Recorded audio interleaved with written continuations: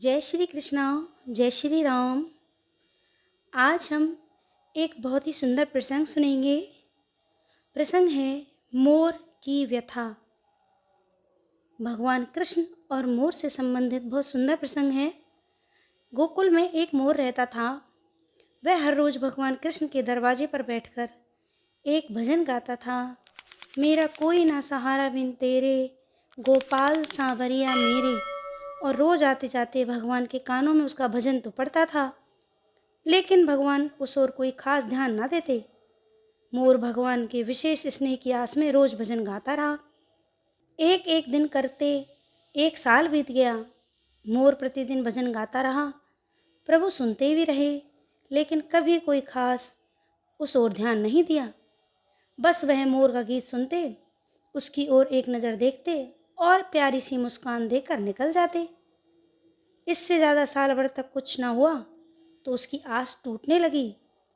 साल भर की भक्ति पर भी प्रसन्न ना हुए प्रभु, तो मोर रोने लगा।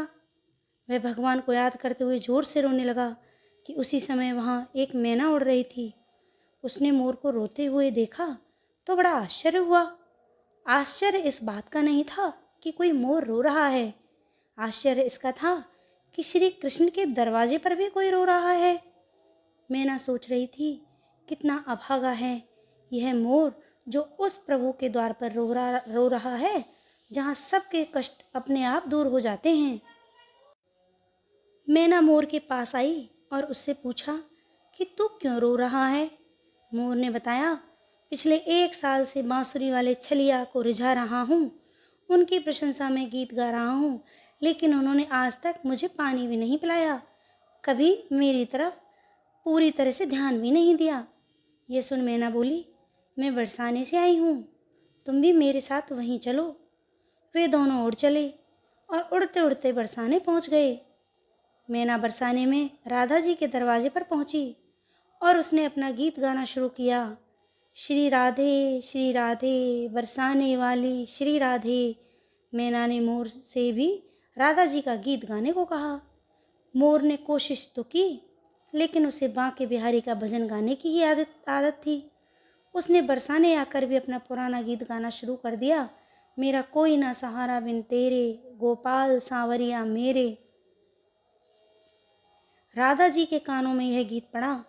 वह भागकर मोर के पास आई और उसे प्रेम से गले लगाकर दुलार किया। राधा जी मोर के साथ ऐसा बर्ताव कर रही थी जैसे उनका कोई पुराना खोया हुआ परिजन वापस आ गया है। उसकी खातिरदारी की और पूछा कि तुम कहाँ से आए हो। मोर इससे गदगद हो गया। उसने कहना शुरू किया, जय हो राधा रानी, आज तक सुना था कि आप करुणा की मूर्ति हैं, लेकिन आज यह साबित हो गया। राधा जी ने मोर से पूछा कि वह उन्हें करुणामयी क्यों कह रहा है। मोर ने बताया कि कैसे वह साल भर श्याम नाम की धुन रमता रहा, लेकिन कन्हैया ने उसकी तरफ कभी प्यार से ज़्यादा देखा भी नहीं। राधा जी मुस्कुराईं। वह मोर के मन की टीस समझ गई थीं। राधा जी ने मोर से कहा, तुम गोकुल जाओ, लेकिन इस बार पुराने गीत की जगह ये गाओ, जय राधे राधे बरसाने वाली राधे।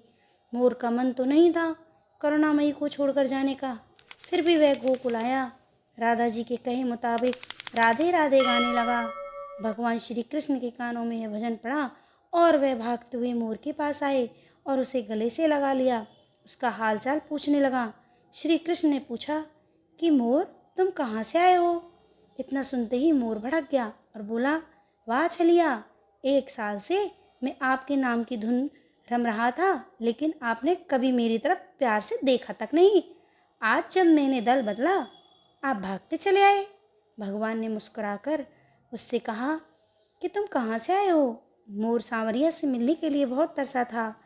आज वह अपनी सारी शिकवा शिकायतें दूर कर लेना चाहता था। उसने प्रभु को याद दिलाया, मैं वही मोर हूँ जो पिछले 1 साल से आपके द्वार पर मेरा कोई ना सहारा बिन तेरे, गोपाल सांवरिया मेरे गाया करता था। सर्दी गर्मी सब सहकर 1 साल तक आपके द्वार पर पड़ा रहा। भगवान कृष्ण ने मोर से कहा, तुमने राधा का नाम लिया, यह तुम्हारे लिए वरदान साबित हुआ। मैं वरदान देता हूँ कि जब तक सृष्टि रहेगी तुम्हारा पंख सदैव मेरे शीश पर विराजमान होगा।